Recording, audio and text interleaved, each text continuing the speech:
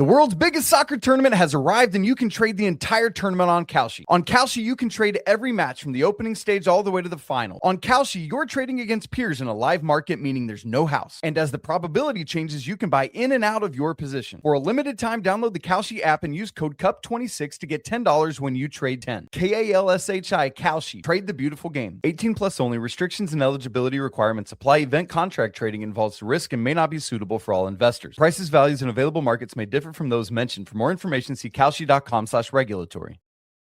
The entire summer of soccer is on PrizePicks, all 48 countries in every matchup, and if you rep your side before the round of 16 on PrizePicks, you can win a trip to the finals in New York. It's the biggest tournament ever, which means there's even more opportunities to cash in while you root for your favorite national sides and global soccer stars. Download the app today and use code CUP26 to get $50 instantly in lineups when you play your first $5. Download the app today and use code CUP26 to get $50 instantly in lineups when you play your first $5. PrizePicks, America's #1 sports picks app. Hey, it's Bill from the Bill Simmons podcast. FIFA World Cup 26 fans, listen up. As the official beer sponsor of the FIFA World Cup 26, Michelob Ultra is giving away $1 million worth of FIFA World Cup 26 tickets and prizes. Enter now at MichelobUltra.com/superior access/FIFA World Cup 26. Michelob Ultra FIFA World Cup 26 superior access. No purchase necessary. Open U.S. residents 21 plus begins on December 1st, 2025. Ends on July 31st, 2026. Multiple entry periods. Visit www.MichelobUltra.com/superior access/FIFA World Cup 26 for free entry deadlines, prizes, and details.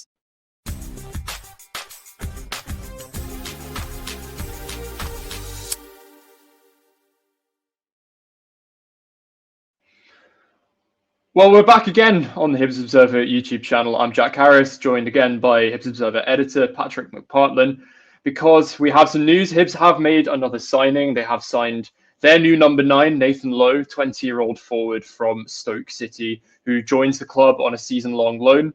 David Gray says he's the sort of physical profile of forward that he's been looking for. Nathan Lowe has come up with some, I think, very ambitious statements. It's an interesting interview, and he's definitely got his sights set high for his year in Leith. Patrick, just initial impressions. I know you've run the rule over some of his stats from his time in England. What do you make of the signing, just as a sort of first impression? I think the first thing that screams out is that this is, as David Gray says, it's exactly the sort of player that Hibs have been looking for in attack, that focal point that they've kind of been missing since Kieran Bowie left and since Mikola Kurevic moved on. And I think just on the kind of numbers and the kind of player he is, I think just really well suited to Scottish Premiership football. I think physically exactly the kind of person you want. You're good in the air. You look at his aerial duel win rate is really good. 6'4". I mean, Kieran Bowie 6'4", Kurevic 6'4". Hibs like a 6'4" forward.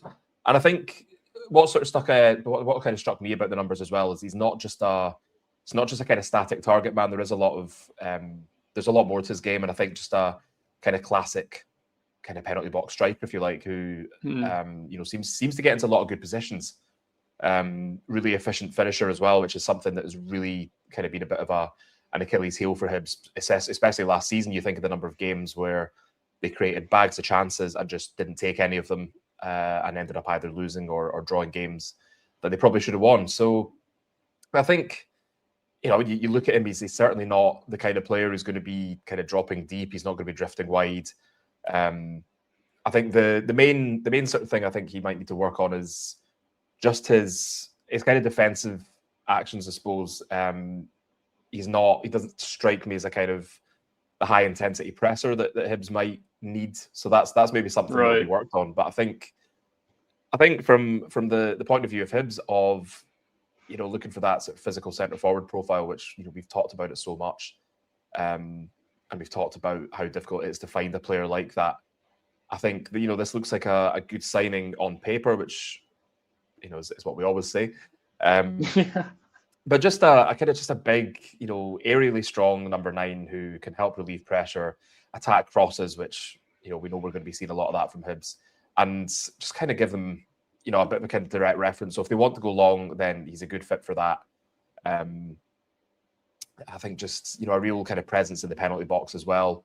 Someone who can occupy centre backs, provide a threat from set pieces, and just kind of, I suppose, allowing the wide players and midfielders to play off those sort of second balls and knockdowns. So it's I think a signing that is quite exciting from Hibs fans' point of view, because this is the kind of player that they've been the club's been after for a while. I think if we were to sort of compare him to other centre forwards in the Scottish Premiership in recent seasons, I think someone like Tyrese John-Jules at Kilmarnock, or possibly kind of Sam Dalby at Dundee United, just that sort of that sort of physically imposing number 9 that's not just a target man. There is a bit more to their game, and somebody who you'd certainly want getting on the end of things in the penalty box.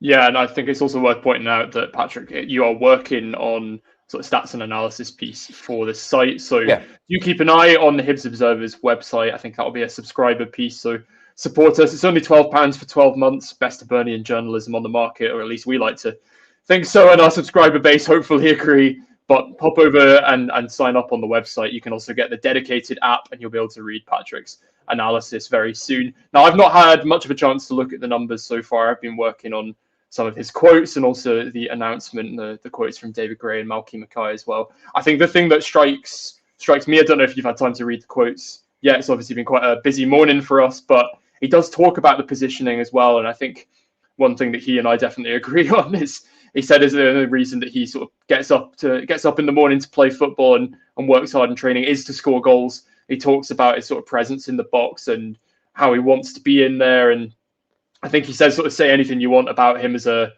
player and as a person, but he wants to be in the box. He wants to be scoring goals. He's obviously set his ceiling quite high. I think that can sometimes be dangerous to set yourself big aspirations before a ball's been kicked in anger, but has come out and said that, in his career, he wants to be the top goal scorer in every league he plays in. He wants to be leading the line for the team. And he has now explicitly said, he has his sights set on the Premiership Golden Boot, which I think is interesting, because sometimes you get loan signings who it's almost like they're reading off the auto cue at the back. You get quite almost sort of sausage grinder interviews, and it's like you kind of you don't really get the personality. But I think what comes through from Nathan Lowe, and I'll caveat this with saying that people can talk a big talk. We'll wait to see the results on the pitch, but there's a real maturity that comes through. Obviously, only 20 years old, but very sort of considered about his own game, about what he wants to work on, about the research he's done into the club that he's joining. It's, I think, a lot of reason for excitement. It's certainly exciting from my perspective to read. You want somebody to come out and set those targets high. You don't want somebody who's just sort of a passenger there to take a wage almost and kind of get some experience. I think he definitely wants to give back and impress the Hibs fans as well, and has done his research on the league, what's expected, and he seems to think that he's the right fit to lead the Hibs line. Yeah, and you want your strikers to be confident, and I think that's what comes across in his quotes. And it doesn't. There's a fine line between that confidence and arrogance, and I think he's sort of treading it very nicely. I think this is someone who is very keen to make the next step in their career. He's had a couple of loan spells and he's done well, and I think him and probably Stoke as well are looking at this as, right, this is your chance to sort of really put it all together in a league that you're really well suited to, and just kind of show why you've been at Stoke for a decade, show why there's been a lot of chatter about you, and just go and do what you do. I mean, this is this is not the case of like a youngster coming up from a club in England who hasn't had much of a taste of senior football, hasn't played much men's football, and then they come to a league like the Scottish Premiership, and the physicality and the speed maybe kind of takes them by surprise. We've talked about this before. We've talked about players coming to the league and how it can sometimes take them a bit of time to settle in, how it can take them time to adapt to the kind of quite unique hurly-burly nature of the Scottish game. And I think from sort of watching clips of Nathan Lowe in action, seeing what he's saying, I think he knows exactly what he's coming into, and he's kind of relishing it, I think is what I would say. And I think it's, we've spoken a lot about Hibs wanting to bring in the right characters into the squad and into the dressing room. And I think from our time in Ireland with the squad in pre-season, you could see sort of how important that kind of dynamic was in the dressing room. That it's close knit, but it's not sort of people are happy to spend time together. They're also happy to be separate. There's not really a sort of cliquey nature to it. Like everyone's sort of everyone will talk to everyone. Everyone's supporting everyone, and I think that's part of the problem. I think when you're trying to find these signings, that they've got to fit the bill, they've got to tick so many boxes, not just Can they come up? Can they do a job? Can they, slot into midfield? Can they play up front? It really has to be that sort of, I suppose, it's the character, not just will they fit into the dressing room, but what do they want to achieve in football? What's their, what are their ambitions? What are their targets? What are their aims? And I think that is one of the things that Hibs can sell to players, is they can say, look, players come to Hibs and they go on to bigger and better things. I mean, if you think about just a name from the past couple of seasons, CJ Egan-Riley, who came up from Burnley, just for half a season, but performed really well and I think got a couple of decent moves off the back of it. Seen Mikola Kurevic as well. Both spells kind of a little bit kind of pockmarked by injury, but he's gone to Slovan Bratislava. He's scoring goals for them. He's playing European football. And a good move for him. And I think the good thing for Hibs is that it's a place where players can come and develop, and also, I suppose, you're able to say to players like, come here and spend a couple of years and you go on to something better. If you sort of put the hard work in yourself, then you'll reap the benefits. You'll get a move. The club benefits, and it's just sort of like a bit of a conveyor belt, I suppose. And we talk about football clubs outside, like the biggest ones being selling clubs, and I think that that almost comes with a kind of negative aspect around it. And I think Hibs are kind of almost redefining that a little bit, in that there's no shame in bringing a player in who is going to move on after 18 months just because their ceiling is that high. And it feels a little bit like that with Nathan Lowe. Obviously, he's a loan signing, but he also feels like the kind of loan signing that might previously have been out of reach for Hibs. And I think that what the club can do is they can point to a series of players now, even from the last sort of 2 seasons. I mean, Kieran Bowie is the obvious one. You could say came to Hibs from like the Fulham youth system. He'd had a spell out on loan with Northampton Town. He'd done well. He came to Hibs, played really well over a kind of 18-month spell, and got a big move to Serie A in Italy. Like, that might not necessarily be what Nathan Lowe's looking at, but the club can say, this is what we can offer you. This is what we can do for your career, for your ability, your skill, whatever you want to call it. And looking at that, you think, well, why would you not want to go somewhere where the sort of main aim of the coaching staff is to make every player better every day, and also get a chance to show what you can do in a league that has a lot of eyes on it, not just in terms of like TV audience, but around the world. In terms of other teams sort of scouting the league, bringing players from the Premiership to Italy, or even sort of looking at some of the players this summer who've been linked to moves to like Poland or the Czech Republic, things like that. Like the Scottish Premiership's reach as a market that other teams want to sign from is getting wider, and so by default there are more people watching the league, and that can only be a good thing if you're someone who's sort of trying to make a way in the game. And I think just Lowe, I mean, the fact that he is still just 20 but talking like that with that level of confidence, I think tells you that this is somebody who has sort of serious ambitions in the game. And I think it's probably a credit to Hibs to manage to sell Easter Road and the whole Scottish Premiership experience to him as the next stage, or the best next stage for his development. And I think I imagine we might see a bit of him against Bromby on Saturday. It'll be really interesting to see what he makes of that. But I think above everything else, it's the fact that Hibs finally do have this kind of focal point in attack that they've been crying out for, that has sort of felt like the kind of missing piece of the jigsaw. And I think it's also, I'm talking about that target man, that focal point. I think it's also the fact that he looks like he can do a job as the lone striker in a 4-2-3-1. I wrote a piece yesterday about the fact that Hibs played that 4-2-3-1 in the second half against Cliftonville. And, would we see more of that this season? How would it play out if David Gray was going to try and play it without kind of hordes of wingers to choose from? And, I think what strikes me about Nathan Lowe is that he's a player who could quite easily slot into that kind of lone frontman role in a 4-2-3-1, but also somebody who could play really well with a partner, that kind of the classic little and large kind of combination up front. So I think, just a really exciting signing. I think, typical of Hibs to kind of spring somebody from out of nowhere again. They're getting quite good at doing that. I think back to Azim Abdullahi. And,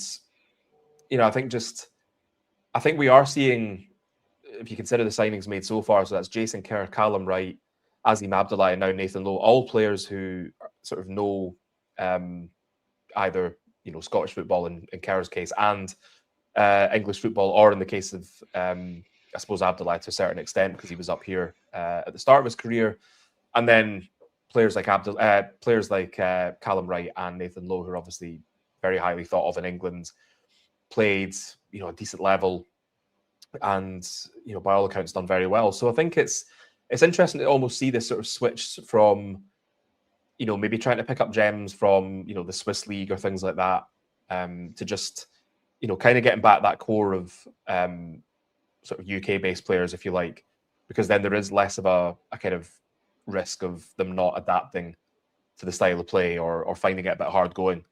I mean, I still think there is room to kind of cherry pick from those leagues if you find a player.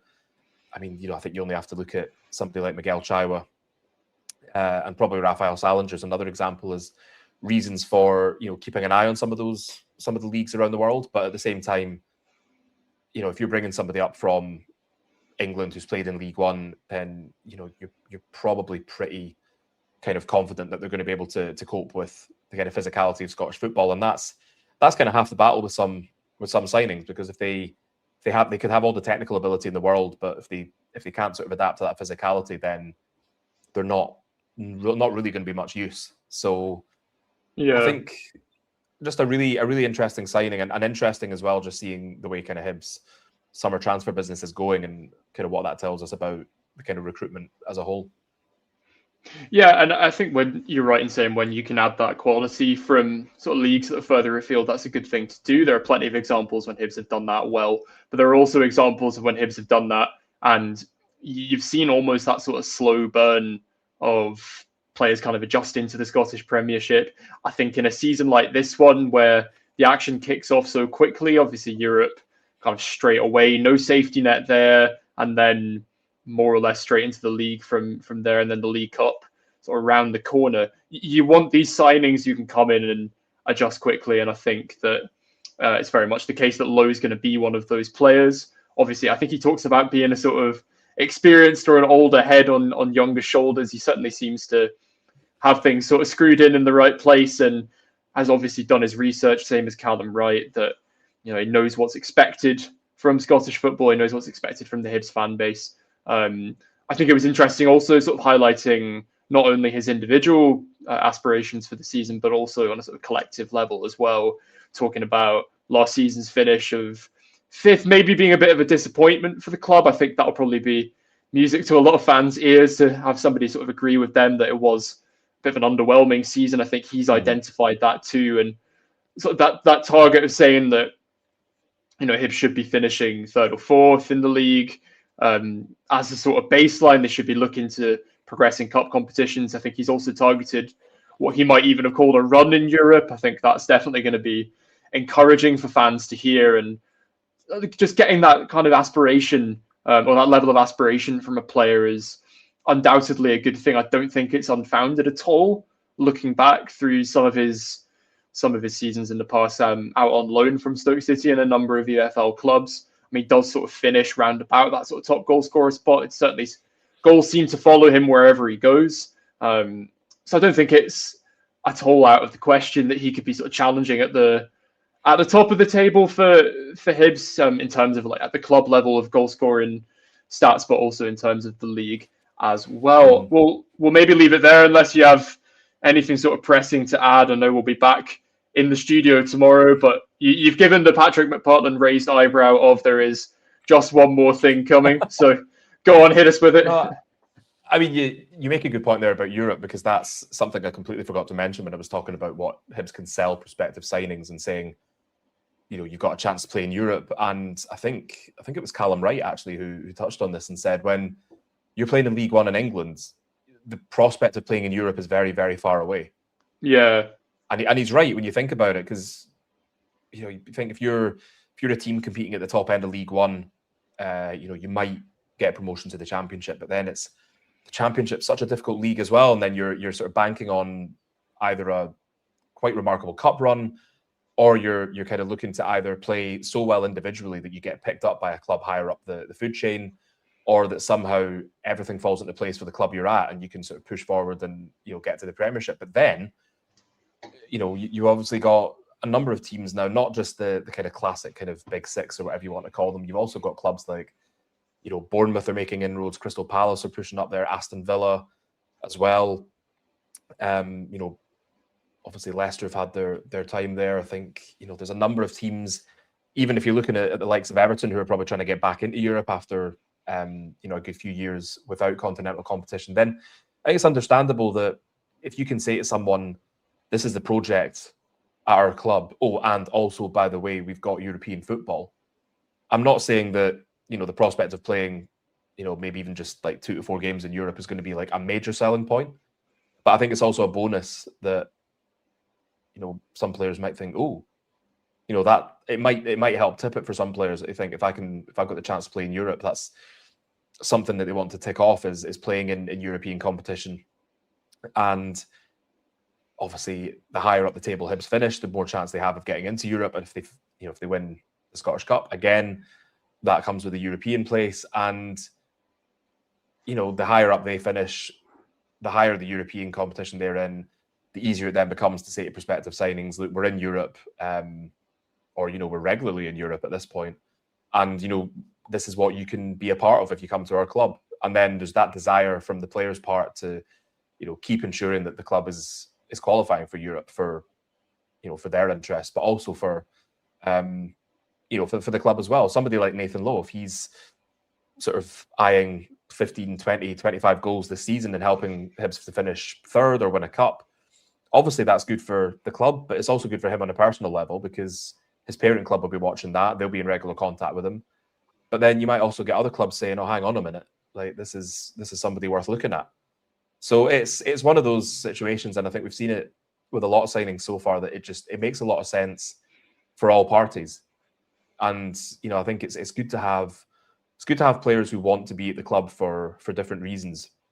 You got Jason Kerr coming in as someone who's a Hibs fan, boyhood Hibby, knows the league, maybe keen to return back home and play north of the border after spending quite a bit of time down south with Wigan. Azim Abdullahi talked about the chance to come back and play in Scotland after sort of coming through the youth ranks with Celtic.